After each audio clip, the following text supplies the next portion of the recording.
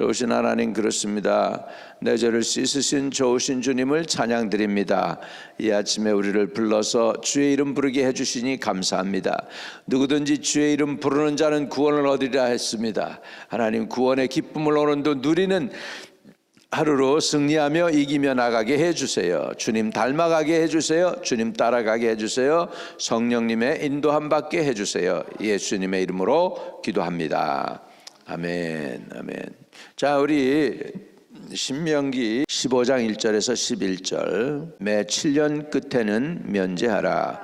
면제의 규례는 이러하니라. 그 이웃에게 구워준 모든 체주는 그것을 면제하고 그의 이웃에게나 그의 형제에게 독촉하지 말지니 이는 여호와를 위하여 면제를 선포하였습니다. 이방인에게는 내게야 독촉하는 것 하려니와 내 형제에게 구워준 것은 내 손으로 면제하라. 내가 만일 내 하나님 여호와의 말씀만 듣고 내가 오늘 내가 내리는 그 명령을 다 지켜 행하면 내 하나님 여호와께서 내게 기업으로 주신 땅에서 내가 반드시 복을 받으리니 너희 중에 가난한 자가 없으리라. 내 하나님 여호와께서 내게 허락하신 대로 내게 복을 주시리니 내가 여러 나라에 구워줄지라도 너는 꾸지 아니하겠고 내가 여러 나라를 통치할지라도 너는 통치를 당하지 아니하리라. 내 하나님 여호와께서 내게 주시는 땅 어느 성읍에서든지 가난한 형제가 너와 함께 거주하거든 그 가난한 형제에게 내 마음을 완악하게 하지 말며 내 손을 움켜쥐지 말고 반드시 내 손을 그에게 펴서 그에게 필요한 대로 쓸 것을 넉넉히 구워주라. 삼가 너는 마음에 악한 생각을 품지 말라. 곧 이르기를 일곱째 해 면제년이 가까이 왔다 하고 내 궁핍한 현재를 악한 눈으로 바라보며 아무것도 주지 아니하면 그가 너를 여호와께 호사하리니 그것이 내게 죄가 되리라. 너는 반드시 그에게 줄 것이요 줄 때에는 아끼는 마음을 품지 말 것이니라. 이로 말미암아 내 하나님 여호와께서 내가 하는 모든 일과 내 손에 닿는 모든 일에 내게 복을 주시리라. 땅에는 언제든지 가난한 자가 그치지 아니하겠으므로 내가 내게 명령하여 이르노니 너는 반드시 네 땅 안에서 내 형제 중 곤란한 자와 궁핍한 자에게 내 손을 펼지니라. 아멘. 아멘. 자, 우리 이 말씀은 예수를 믿는 사람들은 어떻게 이 말씀을 적용해야 될까? 분명히 이거는 유대인에게 주신 말씀이지만 우리 믿는 사람에게 적용하는 것은 쉽지가 않거든요. 자, 아주 간단한 말씀이에요. 매 7년 끝에는 면제하라. 이 히브리 단어로 면제한다는 것은 샤마트입니다. 샤마트. 그거를 영어로 표현하자면 cancellation이라고도 볼 수 있고 또 다른 단어가 있는데 그건 suspension입니다. suspension. cancellation은 완전히 면제해 주는 걸 얘기해요. 누가 나에게 $10,000을 꿔갔는데 그 $10,000을 면제해 줄 때 그것은 cancellation이 되겠죠. 또 다른 케이스에서 suspension은 뭐냐면 1년 동안을 보류하는 거예요. 받는 거를 1년 동안을 보류합니다. 유대인에게 있어서 이게 좀 더 합당한 해석이라고 하죠. 이유가 뭐냐면 유대인들은 안식년에 오면은 일을 합니까? 못 합니까? 일을 못 해요. 유대인들은 안식년에는 쉬어야 돼. 그러면 안식년에 곡식이나 이런 것들을 독촉을 해서 받아낼 수가 없죠. 그러니까 1년을 서스펜션 해놔서 1년을 보류하고 안식년에는 받지 않고 기다렸다가 그 다음 해에 밀린 것을 받는 것을 표현하기도 합니다. 그래서 어느 주석을 보니까는 캔슬레이션이 맞다 그러고 어느 주석을 보니까 서스펜션이 맞다고 합니다. 문제는 우리 마음가짐입니다. 우리 마음가짐이에요. 우리가 어떻게 이 말씀을 우리 삶 속에 믿는 자라면 적용을 할 것일까 하는 것입니다. 그래서 체주라고 그러죠. 자, 그래서 면제의 규례는 이러하니라. 그의 이웃에게 구워준 모든 체주는 그것을 면제하고 그의 이웃에게나 형제에게 독촉하지 말지니 이는 여호와를 위하여 면제를 선포하였음이니라. 그렇습니다. 면제를 선포했다는 거예요. 그래서 매 7년 동안 안식년이 오죠. 또 매 7년 동안 안식년이면서도 면제년이다, 이렇게 표현하고 있는 것입니다. 하나님이 왜 이렇게 이런 법을 세우셨을까? 우리 악한 체주가 있기 때문일 거예요. 악한 체주가 있기 때문일 거예요.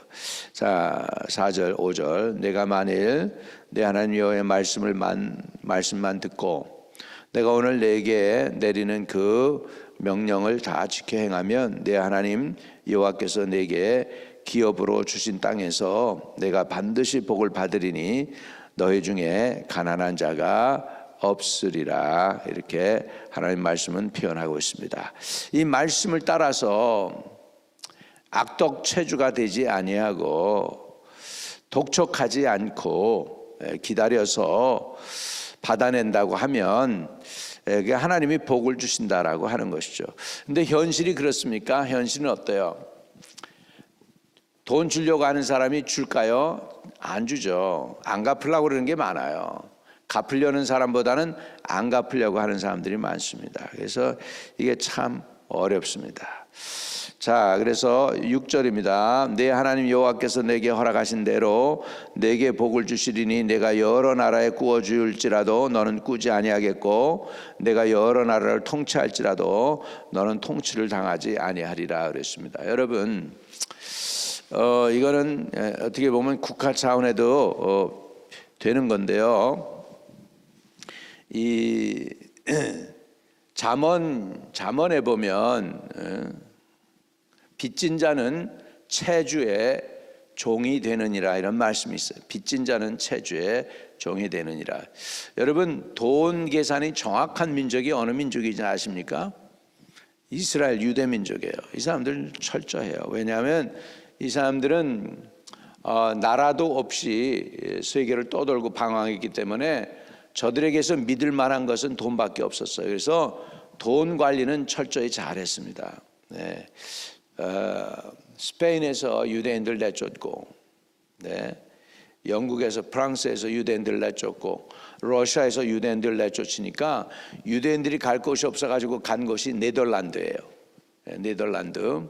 그래가지고 네덜란드는 조그만 나라가 세계 열강의 강대국이 됩니다. 왜? 돈 관리 잘하는 유대인들이 그 나라 가가지고 거기에서 금융이 발달이 돼요. 은행하고 금융이 발달되면서 부자 나라가 돼가지고 그 조그만 나라가 강대국이 되어가지고 여러 나라에 뭐라고 그래, 속국을 만들어요. 막 여기 가서 점령하고 그래가지고 대만도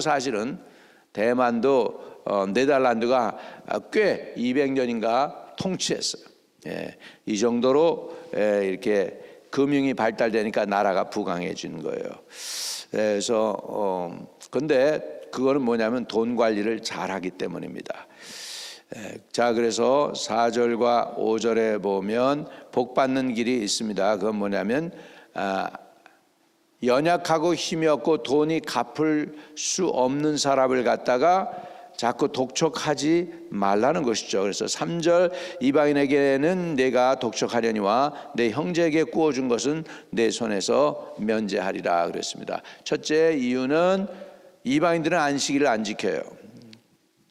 그리고 유대인들은 안식일을 지키니까 돈을 못 벌죠. 안식일을 지키라고 하신 하나님은 안식년도 지키라고 하고 있는 거예요. 지금 안식년. 그러니까 안식년을 지키면 돈이 안 들어오잖아요. 그러니까 어떻게 합니까? 안식년에 독촉하지 말라, 이렇게 말씀하고 있습니다. 그러면은 너희가 복을 받는데요. 내가 반드시 복을 받으리니 너희 중에 가난한 자가 없으리라. 그래서 이런 민족적 차원에서요, 이게 가난한 자가 없어야 돼요. 민족적 차원에서 대한민국의 큰 문제가 뭐냐면 카드 문제래요. 크레딧 카드를 엄청 써가지고 못 갚는 거야. 국민 전체가 못 갚는 거야. 그래가지고 20년 전인가 10년 전에 한번 탕감해 줬어요. 누가? 나라가. 대신에 나라가 돈을 대신 물어줬어. 안 문 게 아니야, 물었어. 근데 나라가 물었어. 그 대단한 나라죠, 대한민국. 야, 크레딧 카드 빚을 갖다가 나라가 탕감해 주다니. 이야, 아무튼 제 인포메이션이 정확한지 여러분 한번 알아보세요. 나도 이렇게 뉴스로 한번 들은 거기 때문에 기억나서 그러는데 그런 케이스가 있었고요. 그래서 너희 중에 가난한 자가 없고 그러다 보니까 나라가 부강해진다는 것입니다. 그래서 여러 나라를 통치할지라도 너는 통치를 당하지 아니하리라. 여러분, 한국에서 IMF 터졌죠? 어떻게 됐습니까? IMF 터졌는데 미국 사람들이 와서 우리나라에 와서 좌주우주하는 거예요. 이렇게 해라 저렇게 해라 이렇게 해가지고 나라가 말이죠, 빚더미에 앉으니까 나라가 말이죠 미국의 종이 되는 거예요. 돈을 가지고 있는 사람들이 종이 돼버리는 거예요. 이게 무서운 겁니다, 여러분. 그러니까 우리는 빚을, 사랑의 빚 외에는 성경에 보면 또 지지 말라고 했습니다. 그래서 될 수 있으면 우리 성도는 빚지면 안 됩니다. 성도는 빚져서 살지 않고 오히려 이렇게 평생 살아가면서 빚 안 지고 사는 것도 축복인 줄로 믿습니다. 남에게 꿔줄지언정 꾸지 않는 것도 복입니다. 저와 여러분 그렇게 사실 수 있기를 축복드립니다. 자, 우리 7절부터 보면은 이제는 이걸 악용하는 거예요. 돈을 꾹 안 갚으면서 안식년 같은 거 이런 것들을 악용하지 말라는 것이죠. 자, 7절 내 하나님 여호와께서 내게 주신 땅 어느 성읍에서든지 가난한 형제가 너와 함께 거주하거든 그 가난한 형제에게 내 마음을 완악하게 하지 말며 내 손을 움켜쥐지 말고. 손을 움켜쥐. 많은 사람들이 살면서 손을 움켜쥐다가 나중에 죽은 다음에는 핍니다. 다 다른 사람이 가져가도 할 수 없어. 죽고 나니까 막을 길이 없는 거예요. 다 뺏기는 거예요. 그렇게 안 되고 살아있을 때 펴서 나눠줄 수 있을 길을 축복합니다. 반드시 내 손을 그에게 펴서 그에게 필요한 대로 쓸 것을 넉넉히 주라. 삼가 너는 마음에 악한 생각을 품지 말라. 곧 이르기를 일곱째 면제년이 가까이 왔다 하고 내 궁핍한 형제를 악한 눈으로 바라보며 아무것도 주지 아니하면 그가 너를 여호와께 호소하리니 그것이 내게 죄가 되리라 그랬습니다. 이게 이제 7년마다 안식년이 돌아오잖아요. 면제년이 7년마다. 근데 5년째 살았어요, 여러분. 또는 6년째 살았어요. 그리고 이제 누가 와서 돈 좀 빌려줘, 돈 좀 빌려줘, 너무 필요해. 그럴 때 내년에는 그 돈 못 받는 거예요. 안식년이니 면제년이니까. 그럴 때 악하게 하지 말라는 거예요. 지금 그렇게 악하게 하지 말고 어떻게 하라는 거예요. 지금 거기에 보니까 반드시 내 손을 그에게 펴서 그에게 필요한 대로 쓸 것을 넉넉히 구워주라. 그러면 어떻게 될까요? 3절에 9절에 삼가 너는 마음에 악한 생각을 품지 말라. 곧 이르기를 일곱째 해 면제년이 가까이 왔다고 내 궁핍한 형제를 악한 눈으로 바라보며 아무것도 주지 아니하면 그가 너를 여호와께 호소하리니 그것이 내게 죄가 되리라 그랬습니다. 너는 반드시 그에게 줄 것이요 줄 때에는 아끼는 마음을 품지 말 것이니라.